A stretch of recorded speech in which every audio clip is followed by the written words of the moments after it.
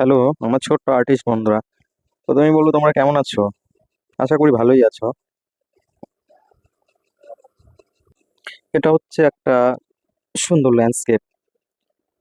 যদিও অতটা ধরে করা হয়নি, কারণ এটা একটু স্কেচের আকারে করা, ফার্স্ট স্কেচ। তবে মজা লাগবে, তোমরা দেখো ভিডিওটা। অনেকদিন ধরেই ভাবছিলাম যে কিছু ওয়াটার কালারের টিউটোরিয়াল দেখাবো, কি করে সহজে এই ওয়াটার কালার করা যায়।